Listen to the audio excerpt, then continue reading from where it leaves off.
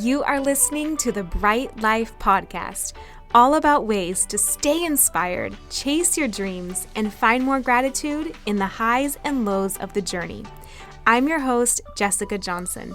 I'm a business owner, a part-time digital nomad, a self-growth junkie, a believer in other big-hearted women, and am all about sharing tips, tricks, lessons learned, and encouragement so we can all live our biggest, brightest lives. You ready? Let's do this.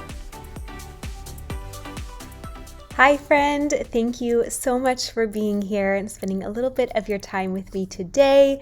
I am currently recording this in Budapest. I've spent the last week or so checking out various Christmas markets in Eastern Europe. It's been the greatest adventure, one that I never even had really thought of before, but a few years ago I saw a Christmas market in Belgium and really stumbled upon it, and it was just full of so much life and the culture and these amazing foods.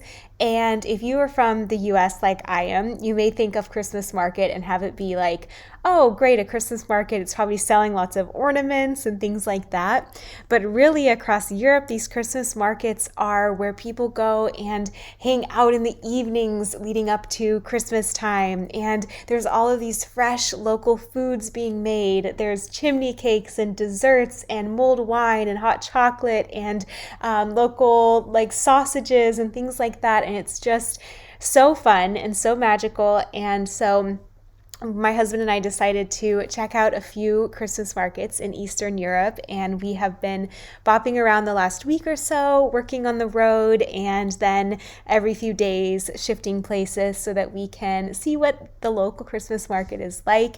It's been such a fun way to spend the year and something that I just have never done before. So I am currently in my hotel room recording this to you, and it's this time of year when you're probably winding down from this past year, maybe reflecting and starting to think about what's next in the new year.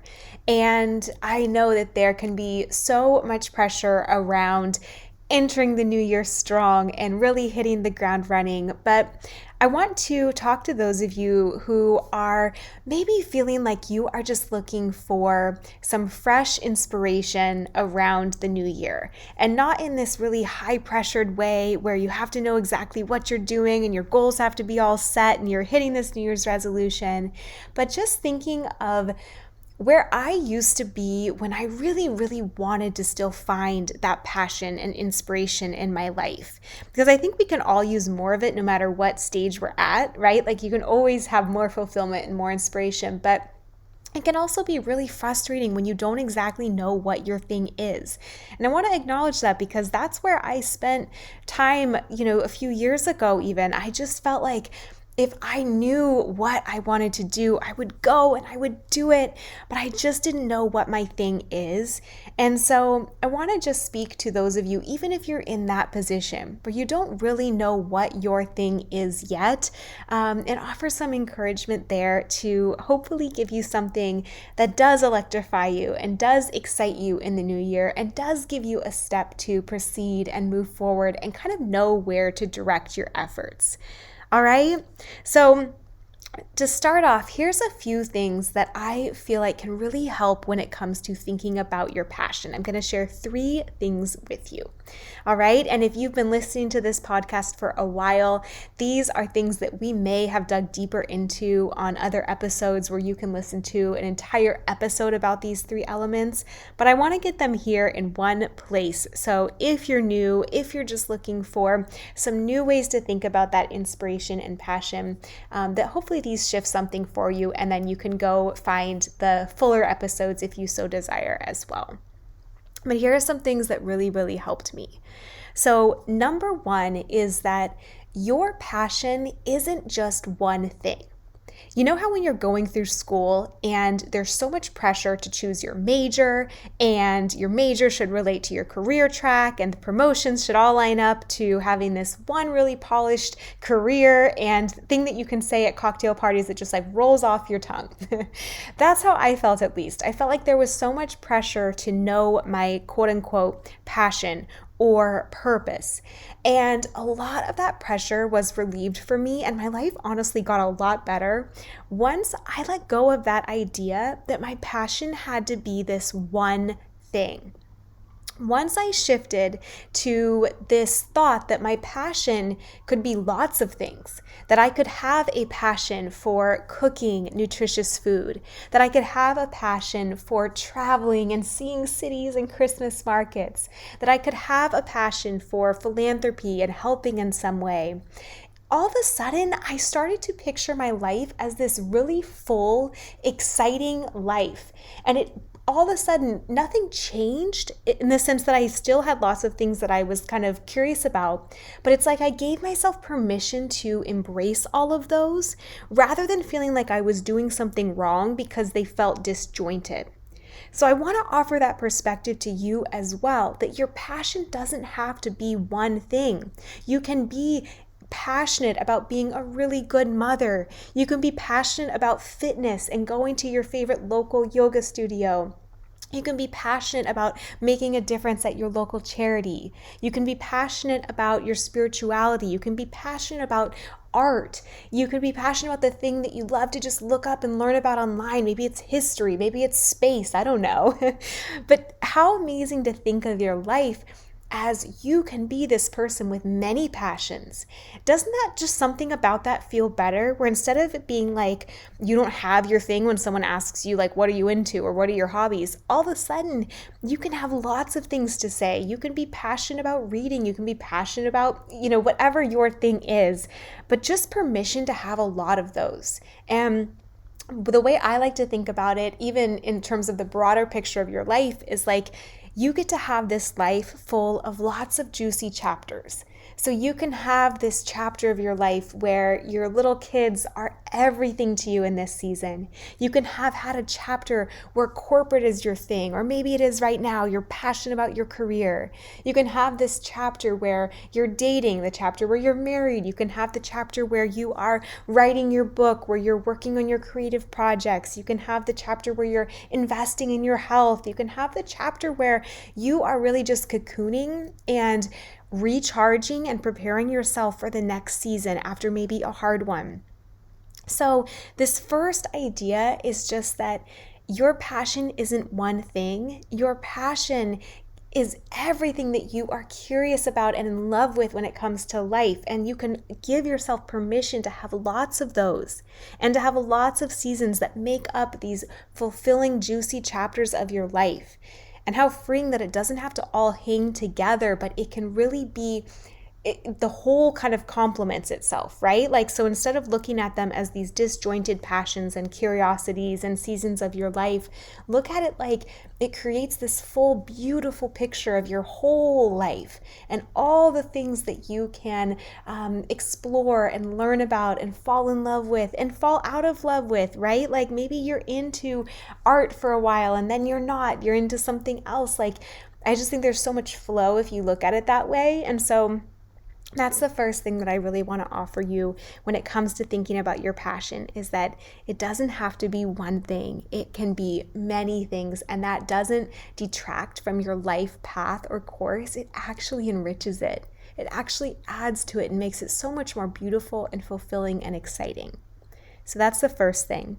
The second thing is to embrace this concept of chasing your curiosities.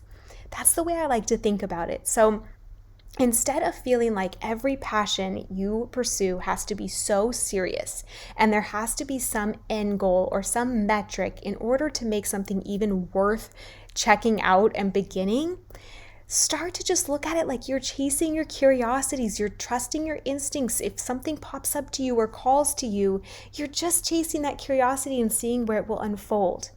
This is so important because the things in my life that have actually led to the biggest, most fulfilling changes. So for example, my business. My business started from chasing a curiosity.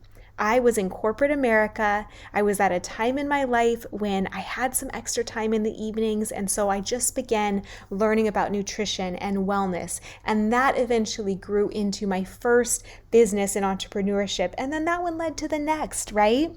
But I never ever would have even started learning about nutrition and wellness if I felt like there had to be some bigger meaning behind it. It would have intimidated me too much. I wouldn't have gone down that path because it didn't make sense with anything else I was doing in my career or life.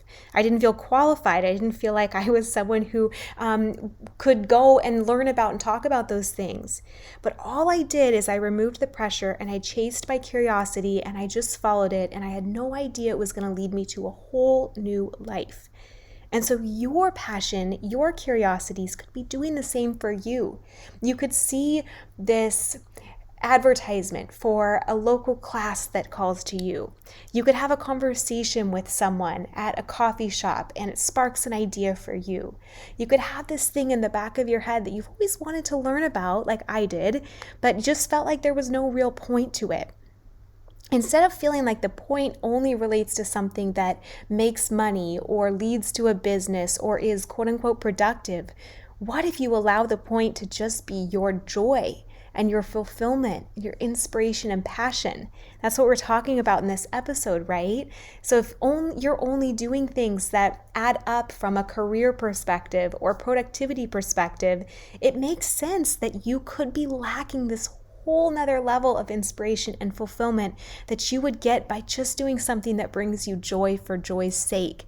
So almost don't disqualify those things. Don't look at them as less valuable. The point is to go and chase those curiosities. One, because you never actually know where they're trying to lead you. And two, because if nothing else, you getting more joy is valuable, is worthy, is the point. So the second idea is to chase your curiosities, to let those be enough and to see where they lead. Number one is that your passion isn't just one thing. You can have a life full of many passions. Number two is to chase your curiosities and let them just be that and let that unfold naturally. And then the third idea that I want to shift around passion and inspiration is that you can trust your desires and your instincts. And I know that desire is kind of a word that people think has to have some like loving kind of meaning, right? Like a romantic meaning to it. And I'm not really talking about desire in that way. I'm talking about your desire as like your dream, like the things that call to your heart that you want to do and you're not sure why, but there's this deep pull towards them. The things that you want for wanting's sake, just the things that call to you. That's what I'm talking about with desire. And I want to tell you that you can trust your desires. So if you're anything like me, maybe there's part of you that feels like you kind of want to keep everything that you desire or dream of or have a goal for in kind of this box. And it has to all add up again to that productivity or to this future step in your life or future goal that you're going for. But I want to instead just invite you to have a different frame for desire, and that is that they are not things that you have to corral. They're not things that you have to contend with or fit into a box.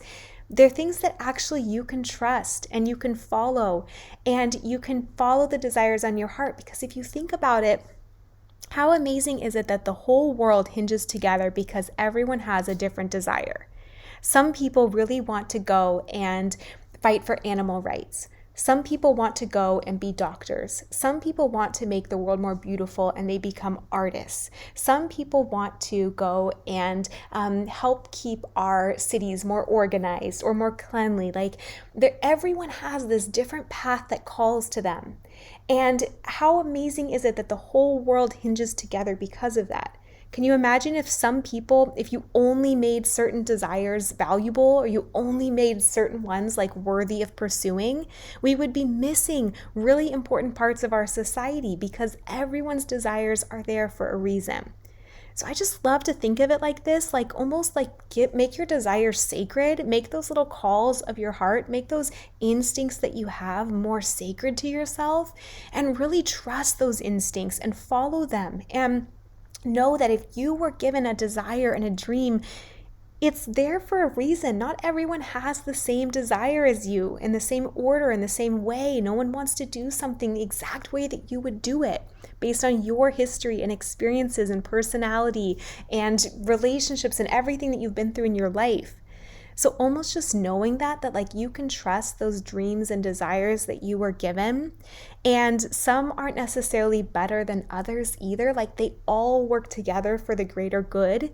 and they're all worthy and good, I hope that that's just shifts something for you and gives you like a little bit of permission if you've been feeling like, well, I really want to do this one thing, but it's not as noble or as worthy as this other thing that people give me a ton of praise for. What if you could actually trust your instincts and your heart's callings? What if you could trust those desires? What if you could trust that you just want to take a trip to Budapest or something, and you have no idea what idea that's going to spark for you when you're there? You have no idea what inspiration you're going to get. You have no idea how you're going to see something that's going to give you an idea for something else in your life. Or again, just feel fulfilled for an amazing few days and you just come back so joyful and alive. Like, you can trust where your desires are leading you. No one else has your desires in your exact same way, and that is like a sacred thing. All right, so as you start shifting and thinking about this new year and your desires and the dreams on your heart and coming up with this vision that excites you and electrifies you, those are just a few things to play with this week. In future weeks throughout the start of the year, I'm going to be sharing how you dream, how you come up with this version of your biggest, brightest life. But for now, mull those over and just think about what that changes for you, and then DM me at Hi Jessica Johnson and let me know. So the first one is that your passion isn't one thing. You can have lots of passions. The second one is that you can chase your curiosities and remove the pressure around every passion, every desire having to be this huge thing. Instead, just have fun and release the pressure around it again. And then the third one is that you can trust your desires. They were given to you for a reason. They're good. There's nothing wrong with them. Some aren't more noble than others. Like, what if they're all good and they're all part of this framework that is meant to be part of you and that is meant to be part of our world? All right, so that is just those are some ideas for you to think about your passions heading into this new year. I'm so grateful for you being here. If this sparks any ideas for you, please let me know, and then we'll continue our conversation next week with more specifics around how to find your passion and to really spark a lot of fulfillment and inspiration and dreaming in this new year. If this episode resonated with you, I have two things you are going to love. One is a Bright Life workbook full of practices you can use to get clear on what your version of your brightest life looks like and fearlessly move towards it every day. And another is a copywriter starter kit full of beginning steps to create a copywriting business that gives you the freedom to travel the world working from anywhere, to replace a corporate salary as your own boss, and to do creative work that lights you up every day. It's lessons I've learned in creating my own content business, and I'm excited to share it with you if you're curious about doing the same. I will link these in the show notes. I hope these serve you. Thank you so much for listening, and I will see you back here next week as we all pursue our biggest, brightest lives together.